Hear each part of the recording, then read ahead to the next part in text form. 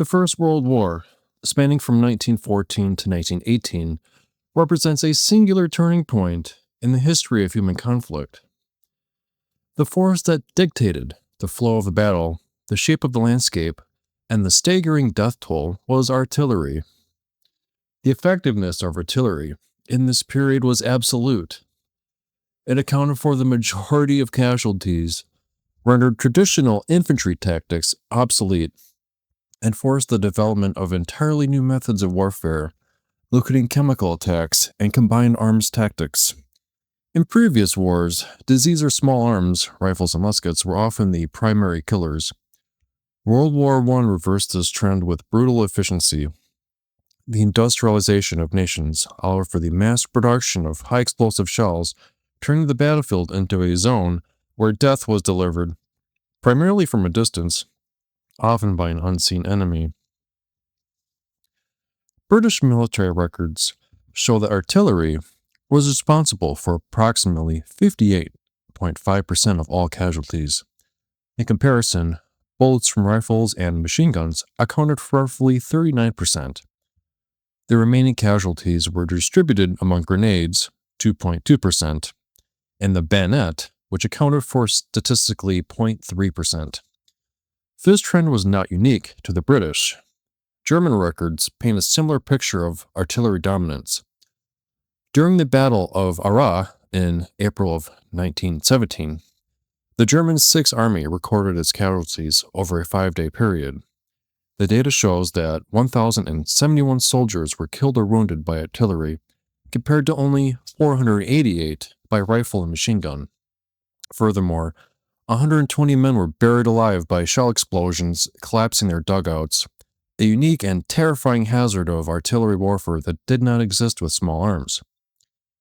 The United States Army, entering the war later with fresh troops, observed the same reality. Their medical departments concluded that 65% of American casualties were caused by shells, while only 26 are attributed to small arms. These figures underscore a fundamental truth. The soldier's primary threat was not the enemy standing in the opposite trench, but the gunner firing from miles away. During the war, millions of shells were fired in single engagements. During the opening bombardment of the Battle of Verdun in 1916, German artillery fired 1 million shells at French positions on the very first day. This was not merely a suppression tactic. It was an attempt to erase the defensive lines entirely. Sir Winston Churchill, witnessing the carnage, described the battles of the Somme and Verdun as being waged of triple walls of cannons fired by mountains of shells. In these battles of material, infantry divisions were often pulverized before they even saw an enemy soldier, battered into a state of uselessness by the relentless pounding. This volume of fire had a secondary effect beyond immediate casualties. It destroyed the land itself. The constant churning of earth by high explosives destroyed drainage systems, turning battlefields like Passchendaele into swamps where men and horses drowned in mud. The psychological toll of the bombardments, where the ground shook continuously for days, created a new category of casualty, the shell-shocked soldier, whose nerves were shattered by the ceaseless concussion and noise. Not all guns were the same. They were primary specialized tools designed for specific tasks, ranging from killing troops in the open to smashing concrete forts. The artillery of World War I can be broadly categorized into 3 families: field guns, howitzers, and mortars. Field guns were the direct descendants of the cannons used in the Napoleonic Wars. They were designed to fire a projectile at high velocity with a flat trajectory. This means the shell flew in a relatively straight line, much like a rifle bullet. The primary role of the field gun was to engage visible targets. They were excellent at destroying troops advancing across open ground, knocking out enemy gun positions that could be seen, and cutting barbed wire. The flat trajectory was a major disadvantage in trench warfare because the shell flew straight. It could not hit anything hiding behind a hill or deep inside a trench. A shell fired from a field gun might skim over the top of a trench, exploding harmlessly hundreds of yards behind it. The French 75 was introduced in 1897. It was a technological marvel that changed artillery forever. Before the French 75, cannons had to be re-aimed after every shot because the recoil would roll the carriage backwards. The French 75 solved this with a hydro-pneumatic recoil mechanism. When the gun fired, the barrel slid back on rollers, absorbed the shock, and then returned to its exact original position. The wheels and the carriage did not move. This allowed for a phenomenal rate of fire. A skilled crew could fire 15 to 20 rounds per minute. The Germans, whose own field guns were slower, described the incoming fire from French 75s as Black Butcher or simply hell, due to the sheer volume of explosives arriving in seconds. However, the French 75 had a weakness. Its shell was relatively light, about 12 pounds. While it was deadly against infantry in the open, it lacked the explosive power to destroy deep German dugouts or reinforced concrete bunkers. The French reliance on this light, fast gun initially left them at a disadvantage when the war turned into a siege. The British equivalent was the Ordnance QF 18-pounder. It was heavier than the French 75, firing an 18.5-pound shell. This extra weight gave it slightly more destructive power. By the end of the war, the British Empire had over 3,000 of these guns in service, and they had fired nearly 100 million rounds. Like the French 75, it was the backbone of the creeping barrage used to create a curtain of shrapnel and high explosives just ahead of advancing infantry. As the armies dug into the earth, the field gun lost its supremacy to the howitzer. A howitzer is designed with a shorter barrel to fire shells at a steep angle, often 45 degrees or more.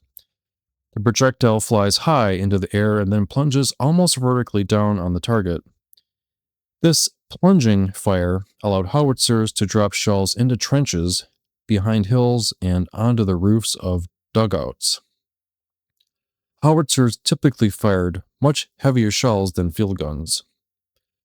While a field gun shell might weigh 15 pounds, a medium howitzer shell might weigh 100 pounds, and a heavy howitzer shell could weigh over 1,000 pounds. This mass was necessary to penetrate the earth and concrete, protecting the enemy. The most terrifying example of the heavy howitzer was the German Big Bertha.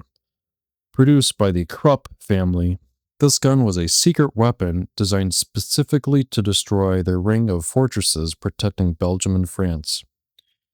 It fired a massive projectile weighing over 1,700 pounds, roughly the weight of a small car. It could lob this shell nearly 6 miles. When the shell hit concrete, it used a delayed fuse to bury itself deep into the structure before exploding. The results were catastrophic. During the siege of Liège in 1914, Big Bertha shells smashed through concrete roofs and detonated magazines, forcing the surrender of forts that were thought to be impregnable. However, Big Bertha was a logistical nightmare. It weighed 47 tons and required a crew of over 200 men to assemble and operate. It had to be transported in pieces by rail and road, and assembling took at least 6 hours. Once the war became mobile again in 1918, such cannons became liabilities. The Allies also developed heavy howitzers to crack German defenses. The British 9.2-inch howitzer became the standard heavy weapon of the Royal Artillery. It fired a 290-pound shell and was crucial for counter-battery fire, destroying enemy artillery pieces. Australian and Canadian siege batteries used these guns to smash the Hindenburg Line, proving that the only way to break a trench system was with overwhelming explosive force delivered from a high angle. At the very front of the line, the infantry needed their own artillery support that could be tucked safely into a trench. The answer was the trench mortar. Mortars fired at extremely high angles to drop a bomb straight down into an enemy trench only a few hundred yards away. They were simple tubes, often essentially just a pipe with a firing pin at the bottom. The most famous was the British Stokes mortar, which could fire as fast as the crew could drop bombs down the tube. Up to 25 rounds per minute. If a specific machine gun post was pinning down a platoon, they didn't need to call the heavy guns miles away. They could use a trench mortar to drop a bomb right on top of it. The evolution of ammunition during World War I was just as crucial as the evolution of the guns themselves. The conflict saw a painful transition from anti-personnel shrapnel to high-explosive destruction, and finally to chemical terror. At the start of the war, the British Army was in love with shrapnel shells. It contains hundreds of lead balls and a timer. The goal is for the shell to explode in the air just in front and above the enemy troops, spraying lead balls forward and down. Against troops in the open, shrapnel was devastating. Once the Germans dug trenches and put roofs on the dugouts, shrapnel became useless. The lead balls would simply rain down on dirt roofs and bounce off. They could not penetrate earth or cut heavy barbed wire effectively. The realization that shrapnel was failing led to the shell scandal of 1915, where the British public learned their army was being slaughtered because they lacked high-explosive shells. HE shells are filled with explosive material and are designed to detonate on impact. They rely on the blast wave and the shattering of steel casings to kill. More importantly, they can blow apart sandbags, collapse trench walls, and shatter barbed wire obstacles. By 1916, the mix of ammunition had shifted dramatically towards HE, allowing these allies to finally damage German defenses.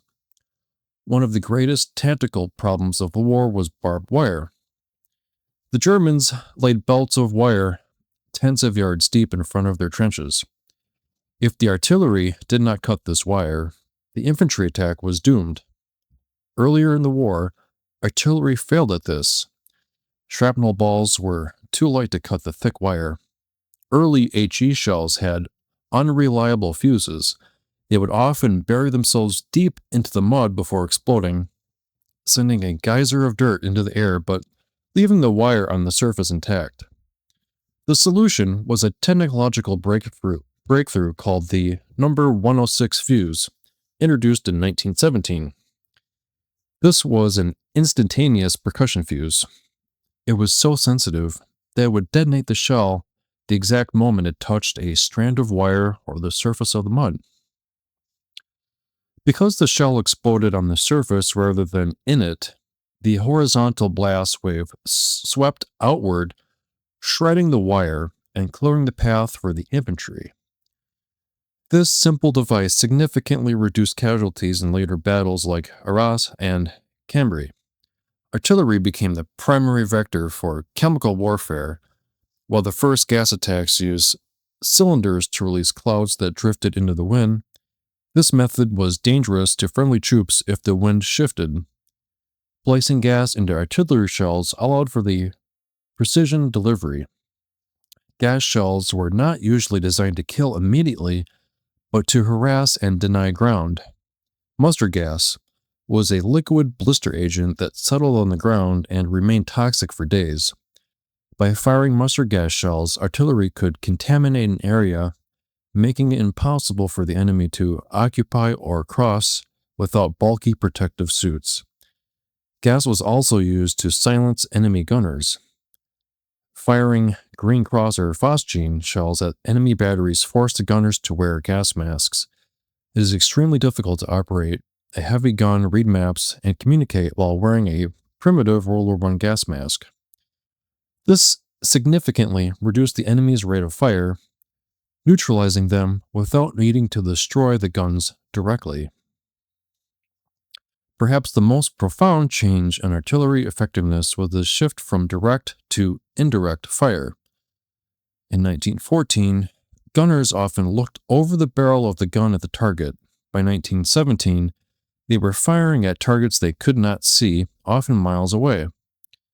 As ranges increased and guns moved behind ridges for protection, the gunners became blind. They needed a way to hit a target they couldn't see. This required accurate maps, which were initially scarce. The war spurred a revolution in cartography, dividing the battlefield into a grid system that allowed any point to be identified by coordinates. Observers were stationed at different posts along the front line. When an enemy gun fired, they would look for the muzzle flash. Each observer would measure the bearing of the flash by using triangulation, drawing lines from each observation post on a map. The point where the lines intersected revealed the exact location of the enemy gun. The British and French set up arrays of microphones along the front. When a German gun fired, the sound wave traveled to the microphones. Because sound travels at a fixed speed, it would reach the microphone closest to the gun first, and the others milliseconds later. By recording these tiny time differences on film and performing complex calculations, artillery officers could pinpoint the enemy's gun location with incredible accuracy, even in total darkness or fog. This technology allowed the Allies to achieve counter-battery superiority. Before a major attack, they could identify and destroy the German guns that would otherwise have slaughtered the attacking infantry. The ultimate expression of artillery tactics was the creeping barrage. In the early years, artillery would bombard the enemy trench and then stop so the infantry could attack. This pause gave the Germans time to race up from their dugouts and man their machine guns. The creeping barrage solved this. The artillery fired a line of shells just in front of the friendly infantry. As the infantry walked forward, the line of explosions moved forward with them, creeping ahead at a set pace, such as 100 yards every 3 or 4 minutes. The barrage forced the enemy to keep their heads down. The friendly infantry was trained to hug the barrage, walking as close as 50 yards behind the curtain of death. Ideally, the infantry would jump into the enemy trench the moment the shelling moved past it, capturing the defenders before they could lift their heads. This required perfect timing and communication. If the infantry fell behind due to mortar obstacles, the barrage would move on, leaving them exposed. If the artillery fired short, they would kill their own men. Despite the danger, it became the standard tactic for breaking defensive lines. The effectiveness of artillery was not just military, it was psychological and environmental. The experience of being under a World War II bombardment was unlike anything humans had endured before. Soldiers used the term drum fire or Traubenfeuer in German to describe a bombardment so intense that individual explosions could not be distinguished.